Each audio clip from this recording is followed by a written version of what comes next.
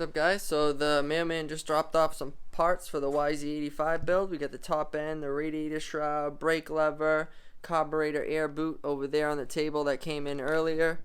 So I'm excited to see if this bike's gonna fire up today. Like my last video, I just put on the handlebars and the works connection clutch perch. I gotta put oil in it still. I drained the old oil. It looked pretty good for how long it was sitting, so that's a plus. We're gonna go ahead and unbox the cylinder. I'm gonna do the ring end gap, set that, because usually they don't come set from the factory or whatever. They're usually really tight, so I'm gonna open up the ring end gap more than likely a little bit, and then things should be ready to go. So stay tuned for the end of the video. Hopefully we have some fire in the pipes and this thing will be puffing some smoke. Alright, so we got some of the parts laid out right here. I'm still waiting for a few more things to come in, but to put the top end on, this is really what I needed, was the air boot for the carburetor. And then these things they ended up coming in same time, but I got the front brake lever and then the radiator shroud when the time comes to put that on. And then obviously the cream of the crop, what we really needed, brand new freshy cylinder, looks good.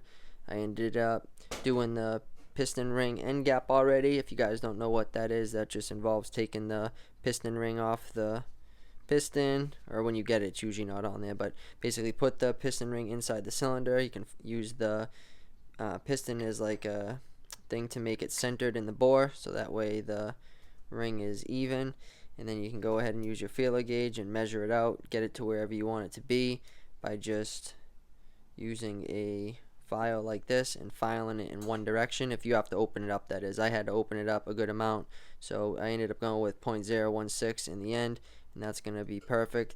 That's basically when the piston heats up and it expands, the ring doesn't touch each other. So that's why I open it up a little bit more. I'm going to be hanging this thing wide open. We got a little trick of the trade my dad showed me when I was a kid, but I resurfaced the cylinder head, cleaned it all up nice, got it ready to go. You do that by taking a little 600 grit wet, and then obviously you keep it on a nice even surface. That's the most important part. And then go in a figure 8 pattern, and then just keep it, like I said, nice and even. Apply even pressure and you'll be fine. It'll be good to go. So I'll go ahead and sink these head studs into the cylinder, put a little red lock on there. Alright, so I'm going to torque I just did the first pass, which was 20 Newton meters.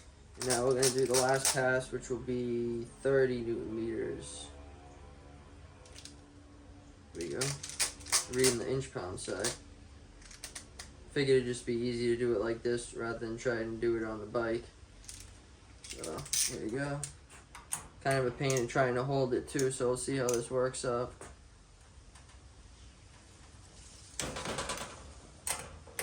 Thing as tight as a you-know-what.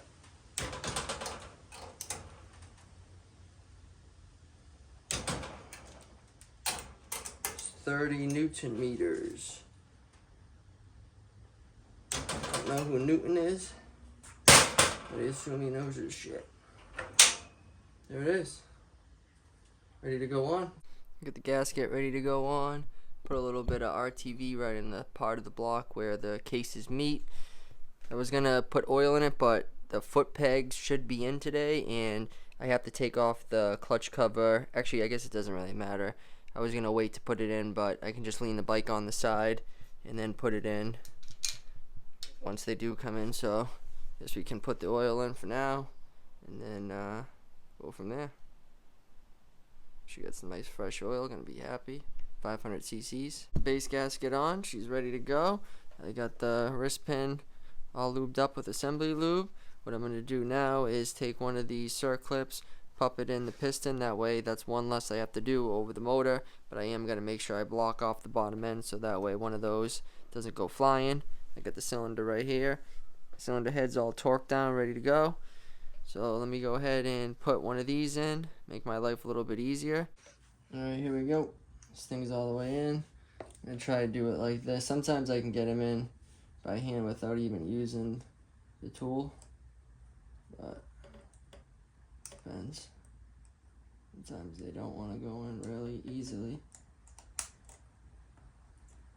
This one decided it wanted to go in easily. Okay, cool. Well, there you go. C-clip is in. Now we're dialed. Let's pull out make sure the ring is facing the right way still. We got an arrow facing forward. take out the rag, put the cylinder on. Hopefully this goes smooth. Usually what I'll do is, if it doesn't like to go on easily, take the piston off, put it in the cylinder first, and then you just slide the wrist pin through after it's on the cylinder. It's on there, but try and make some room here. I took the spark plug out real quick. Hopefully that does it for us. Now you can lift it up a little bit more, so see if that's it. That's the trick. Try to get like the back started first, and then oop, nope, came out on me almost.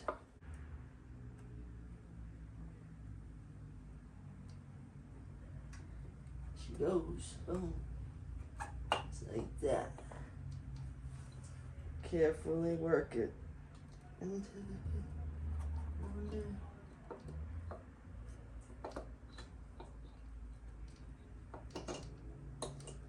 Make sure the gasket's sitting down properly. There it is. Boom. Now I can put the spark plug back in. Put the nuts on here. Should be dialed in. Just gonna be one happy camper. The only thing I wish I had was the reed valves, the V-Force 3. Those are definitely coming soon. I'll tell you that. If this thing runs good, it's the next thing I'll be buying for it. All right, so let's put the reed cage, or let's first torque these down. I believe it was 16. I have it on my phone, so look at that. Torque those down. Put the ring spark plug back in. Hook up the hoses. This thing's almost ready to fire up. All right, got the cylinder all torqued down. My camera ended up dying, so I went ahead and just buttoned it all up. Put the spark plug in. Got the carburetor. Well, so the other carburetor, let me show you guys real quick. The feed where you put the gas line on was completely clogged up. I tried to clean it out and blow air through it, but it was just so clogged up, so I had to take off this carburetor from the MM12P. So this was on the Daytona 190. I just switched the jets from the YZ85 carb to this carb, and it's pretty much the same thing. I switched the slide and everything, and this is just a eBay special. I put the air box on for now. I don't have an air filter in yet. It was supposed to come in today. I just went and checked out there. It's not here yet, so we're gonna start it up like that for now and just be careful. I'm not gonna be riding the thing in dirt or anything like that, or riding it in general. Still waiting on the chain. And I put some engine ice in here, so once I start this puppy up, we'll have to check that again. So she's topped off, ready to go. As you can see, we got that nice FMF Shorty on there. Button that up. I'm still waiting on gaskets for the header pipe, so for now there's no gaskets or springs on there, but it's secure. We got 500 milliliters of oil in there. Like I said, the head bolts, the head whatever you want to call them, the head nuts, everything is torqued, good to go. So now I'm going to put the gas tank on. That's pretty much the last thing to do, and then throw some two-stroke in it. Got some fuel right here. It's going to be awesome to smell this stuff burning again. It's been a while. And then I'll let it run, do a few heat cycles, and then I'll check the spark plug, but it should be running pretty good. I have the same slide needle jets that the YZ85 carb had in it. Wasn't the same exact jets because they were so gunked up. I had to put different ones from my personal jet collection. But other than that, she should be good to go. Just waiting on the chain, sprocket, rear fender, and maybe like one or two other random things, the air filter, but that won't hinder us from starting it up today. So let me go ahead and button this thing up, throw the gas tank on real quick, pull it outside, and then set you guys up, and we'll see how this thing starts, or if she starts. Fingers crossed. Think she will though. Here we go. Let's see what happens. The gas is on. Just put a rag under here for now, so that way if anything falls out, no dirt will get in there. Try the choke. A long time for.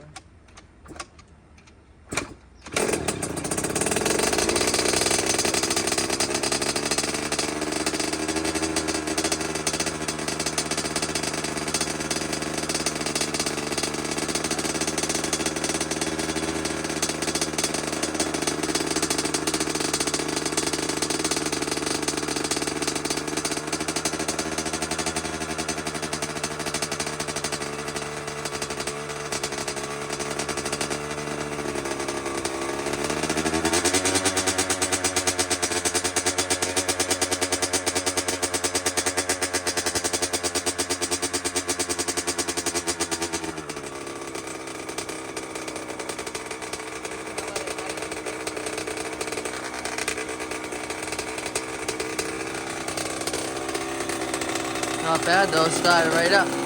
Couple kicks.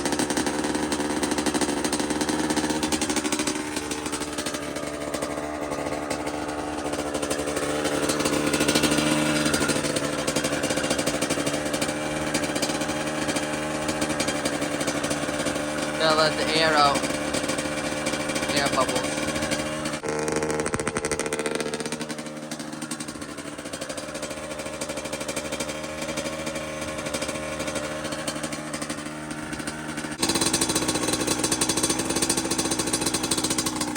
That's better.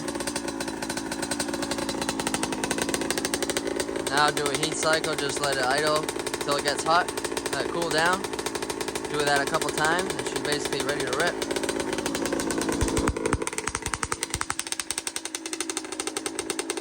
Sounds sick.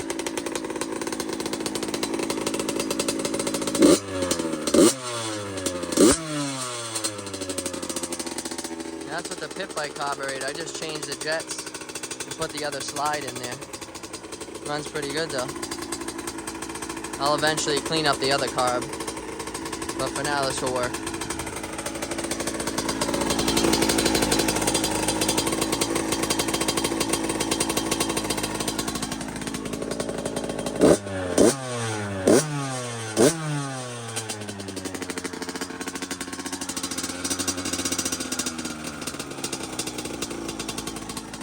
There you go, that's better.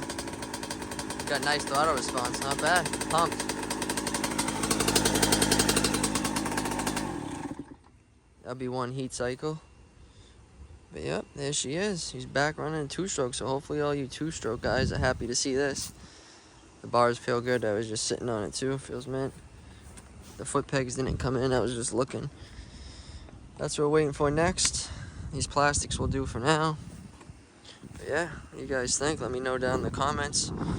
So in the next video, we'll put some more parts on it. I'll get the chain, sprocket, and then we'll go take it for a ride. I'm going to do a few more heat cycles in a little while, but I think that's it for today, guys. Hope you guys liked the video, and stay tuned for some more. We'll get this thing out on the track.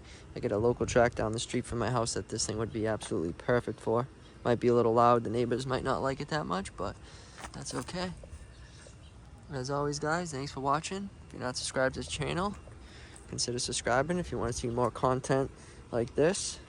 And don't forget to give this video a thumbs up.